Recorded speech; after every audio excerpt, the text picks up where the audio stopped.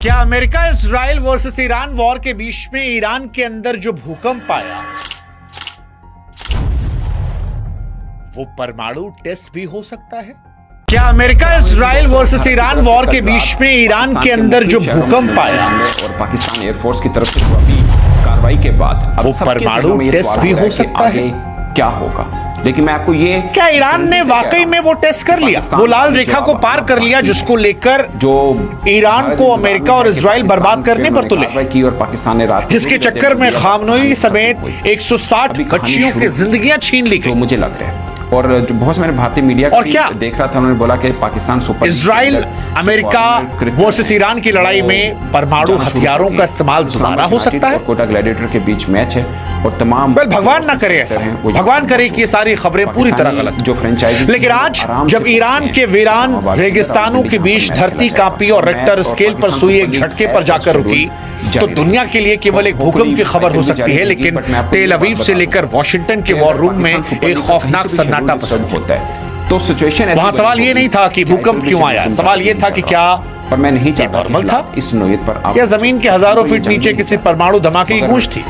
और क्या यह मुमकिन है कि ईरान ने उत्तर कोरिया, रूस या चाइना की हेल्प से कोई गुपचुप परमाणु परीक्षण किया? क्योंकि ईरान को लेकर अब एक थ्योरी चल रही है कि हम तो डूबेंगे सनम, तुमको भी लेकर रखना है कि पिछली दफा आपने हमारा तुमने सब बर्बाद कर ही दिया, मारा था, अब कुछ तरह हम भी तुमको बर्बाद करें और उस वक्त तुमको भी नष्ट करके हम जाए, तुम्हारी भी कौम खत्म करके जाए। और हाफिज का मस्जिद, ये थ्योरीज चल रही है दुनिया भर में। जो लोग ईरान को सपोर्ट कर रहे हैं वो भी यही बात कमोबेश कह रहे हैं। और ऐसे में जब एक धरती कांपने की खबर आती है तो क्या ये केवल पूरा इत्तेफाक था या इत्तेफाक से कहीं आगे जाकर ये किसी गुप्त हथियार का नतीजा?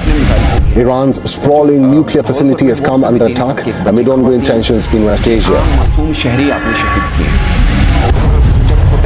देखिए, जैसे ही ईरान के फार्स प्रांत से भूकंप का डेटा दुनिया के वैज्ञानिकों के सामने पहुंचा, उनके माथे पर पसीना तो आया है। अंतर्राष्ट्रीय संस्थाएं कह रही हैं कि वो साधारण भूकंप जैसा नहीं था। आमतौर पर भूकंप में धरती धीरे धीरे हिलती है, परमाणु विस्फोट में एक साथ झटका लगता है जो एक पल में पूरी ताकत दिखाता है। और यही से सवाल शुरू हुआ कि ईरान के रेगिस्तान में कौन सा झटका था, नेचुरल वाला या फिर परमाणु टेस्ट वाला? मगर बाकी और क्या दुनिया परमाणु युद्ध की तरफ बढ़ रही है? उनका मुंह कैसे बंद करेंगे? जिस तरह से एक दूसरे को बर्बाद करने पर लोग आमादा हैं, जिस तरह से एक दूसरे के बच्चों को मार रहे हैं, कोई हैरानी नहीं हो, कोई हैरानी नहीं हो, क्योंकि ईरान से लड़ाई अमेरिका की तो पूरी परमाणु को लेकर मामला चुप नहीं। और इसीलिए सवाल आज बड़ा महत्वपूर्ण हो जाता है कि क्या दुनिया परमाणु युद्ध की तरफ बढ़ रही है और क्या ईरान ने चाइना, रशिया या नॉर्थ कोरिया के हेल्प से परमाणु टेस्ट किया? पहुंचना चाहिए। इस कहानी की हम शुरुआत करें उससे पहले हमारी आपसे गुजारिश है कि हमारे व्हाट्सएप चैनल से आप जुड़िएगा, क्योंकि इस वॉर को लेकर जितने भी वीडियोस हम बना रहे हैं वो आपके मोबाइल तक ऑटोमेटिकली पहुंच जाएं और भविष्य में भी हर एक विषय को लेकर आप पहले से जानकार बने रहें, हमारा आपका संवाद बेहतर हो, रिश्ता मजबूत हो। इसके लिए आप हमारे व्हाट्सएप से जुड़िएगा, लिंक हमने डिस्क्रिप्शन में, कमेंट सेक्शन में दे रखा है। वीडियो कर चुका हूं और मैं इसके अब शुरुआत करते हैं इस पूरे मामले ये कहता हूं। दरअसल इस पूरे मामले को समझने के लिए हमें कुछ दिन पहले की उन तस्वीरों को देखना होगा जिसमें इजरायली वायुसेना ने ईरान के सबसे सुरक्षित परमाणु ठिकाने पर हमला किया था। इजराइल का यह दावा था कि उसने सेंटर को तबाह कर दिया, लेकिन क्या ईरान इजरायली जासूसों को चकमा दिया? दुनिया जिसे मलबा समझ रही थी, क्या उसके नीचे ईरान की खतरनाक मशीनें काम कर रही? ये खबर और महत्वपूर्ण इसलिए है क्योंकि ईरान के अंदर खामनोई को मार डाला गया, उनके तमाम कमांडर्स को मार डाला गया, उनके बच्चों को मार डाला गया। और अक्सर ये देखा गया है जब किसी देश का बड़ा नेता संकट में हो तो सेना अपनी ताकत दिखाने के लिए ऐसे बड़े कदम उठाती है। अब जब खामनई दुनिया में नहीं है तो फिर सवाल वही कि क्या ईरान ने ये आखिरी दांव चलने की कोशिश की जहां पर अपनी रक्षा करने के लिए अब वो किसी भी हद तक जाने को तैयार हो गया? ये सवाल बड़ा महत्वपूर्ण है और यही सवाल उठता है थर्ड वर्ल्ड वॉर का। और ये सवाल कि दुनिया के बाकी बड़े देश क्या करें, क्योंकि ये लड़ाई अब सिर्फ दो देशों की नहीं है बल्कि एक बड़े ग्लोबल गेम का हिस्सा है जिसमें दुनिया की तमाम महाशक्तियां शामिल हैं। सवाल ये कि रूस और चीन की मदद के बिना क्या ईरान ऐसा दुस्साहस कर सकता है? क्योंकि ऑलरेडी मार्केट में खबर है कि जिस तरह से ईरान अटैक कर रहा है, जिस तरह से उसके ड्रोन इजराइल के डिफेंस सिस्टम को चकमा दे रहे हैं, क्या ईरान की टेक्नोलॉजी इतनी अपडेटेड है या बैकडोर से कहीं पर चाइना, रशिया या नॉर्थ कोरिया ने उनकी हेल्प की?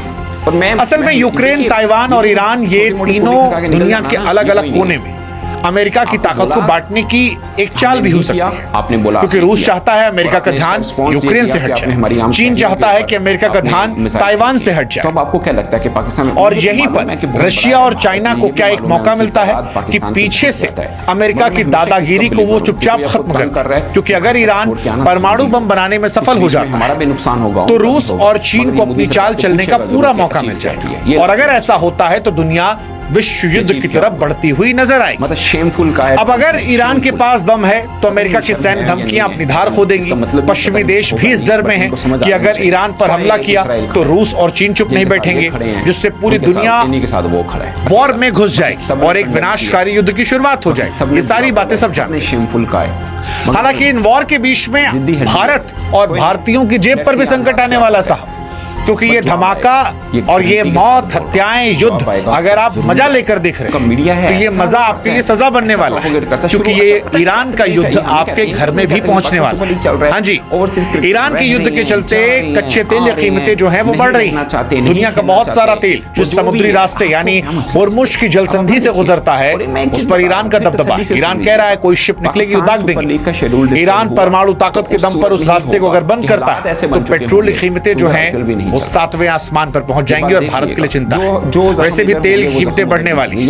इसके अलावा ईरान में हजारों भारतीय नागरिक रहते हैं, जिसमें छात्र, डॉक्टर, व्यापारी शामिल हैं, जिनके परिवार टीवी से चिपके हैं। सवाल यह है कि अब उनका भी क्या होगा, जो भारत क्या करेगा? ये सारे सवाल बड़े महत्वपूर्ण हैं। लेकिन इन सारे सवालों के बीच में फिर लौटते हैं उस कहानी पर कि क्या परमाणु टेस्ट किया गया, क्योंकि इतने सारे सस्पेंस हैं, इनके बीच में नजर डालनी होगी परमाणु टेस्ट को लेकर। तो देखिए, भूकंप पर नजर रखने वाली अंतर्राष्ट्रीय संस्थाएं फिलहाल इस झटके को नेचुरल बता रही हैं, ऐसा बन गया क्योंकि ये जमीन के 10 किलोमीटर नीचे ईरान में ऐसे भूकंप, ये एक्सपर्ट्स कह रहे हैं कि हैरानी उन्हें नहीं हो रही है। ये देखिए, एक्सपर्ट्स ये भी कह रहे हैं कि कोई रेडिएशन या परमाणु विस्फोट के पक्के निशान नहीं मिले, और परमाणु परीक्षण की सारी बातें सोशल मीडिया की अफवाहों तक सीमित हैं। ये एक्सपर्ट्स कह रहे हैं। अंतर्राष्ट्रीय परमाणु एजेंसी ने भी साफ किया कि इससे पहले जो इजराइल ने हमला किया था उसमें बाहरी इमारतों को नुकसान पहुंचा था। अभी भी ईरान का परमाणु प्लांट सुरक्षित है। तो क्या ऐसा हो सकता है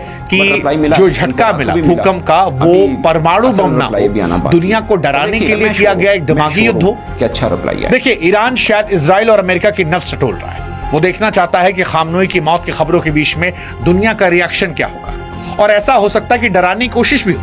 पाकिस्तान ने भी ये पैतरा हिंदुस्तान के खिलाफ कई बार आजमाया, क्योंकि जो युद्ध हार रहा होता है वो अक्सर कहता है कि हम ऐसा वार चलेंगे कि सब खत्म हो जाएगा। पाकिस्तान बार बार कह रहा था हम परमाणु बम यूज करेंगे, परमाणु बम यूज करेंगे। तो क्या ईरान ने भी इजराइल और अमेरिका को डराने के लिए ये फॉर्मूला दे दिया हो कि बिना टेस्ट किए या एक फेक टेस्ट किए भूकंप लाकर मैसेज दे दिया हो? ये बड़ा इंपॉर्टेंट हो जाता है। आखिर में सवाल वही है कि क्या भूकंप कुदरत का खेल था या महाविनाश की तैयारी? अगली कुछ रातें लंबी होने वाली, क्योंकि जासूसी सैटेलाइट की नजरें ईरान के रेगिस्तान पर जमी है। हवा में यूरेनियम के बारीक कणों की तलाश है। अगर कल सुबह हवा में जहर मिला तो समझिए कि दुनिया बदल सकती है और हम विनाश की दहलीज पर हो सकते हैं। अगर ईरान परमाणु शक्ति संपन्न होता है तो खामनेई और अपने बच्चों की मौत का बदला वो ले सकता है, और फिर इतिहास का रुख बदल जाएगा। हालांकि अब तक डरने वाली बात नहीं आई है। अब तक एक्सपर्ट्स की बातें समझें, अब तक जितनी सुरक्षा एजेंसियां उनकी बातें समझें, वो यही कह रहे हैं कि ईरान डराने के लिए ऐसा कर रहा है। लेकिन ईरान के पास इतने हथियार होंगे ये भी किसी ने नहीं सोचा था, क्योंकि ट्रंप और नेतन्याहू ये मानकर बैठे थे कि युद्ध 2-3 दिन में खत्म हो जाएगा। लेकिन अब ट्रंप के चेहरे की हवाइयां भी उड़ी है। वो ये कह रहे हैं कि ऐसा हो सकता है युद्ध 4-5 हफ्ते चल जाए। ऐसे में परमाणु थ्योरी वाली बात पूरी तरह से नकार देना अब तक शायद किसी के हाथ में नहीं है। हाँ, प्रथम दृष्टया जो दिख रहा है उसके हिसाब से ये लग रहा है कि ये डराने की कोशिश थी, बट क्या ये छिपाने की भी कोशिश भी हो सकती है? पता नहीं, क्योंकि छिपकर तो अमेरिका ने भी वार किया था, बातचीत की टेबल पर पहुंचकर खामनोई को मौत के घाट उतार दिया। ऐसे में क्या ईरान की मदद रशिया, चाइना, नॉर्थ कोरिया कर सकते हैं उसे परमाणु संपन्न बनाकर अपना बदला लेने के लिए? दुश्मन का दुश्मन दोस्त, बहुत सारी थ्योरीज हैं। फिलहाल हम दुआ यही करेंगे कि विश्व युद्ध की तरफ ना बढ़े, हम दुआ यही करेंगे कि मानवता का विनाश ना हो, हम दुआ यही करेंगे कि बच्चे सुरक्षित रहें, और हम दुआ करेंगे कि ये युद्ध जल्दी खत्म हो जाए, क्योंकि अगर युद्ध लंबा चला तो इसकी आंच इसकी तपिश से हम और आप भी झुलसेंगे, हम और आप भी इससे कीमत को चुकाएंगे। ये ना हो तभी शायद बेहतर है।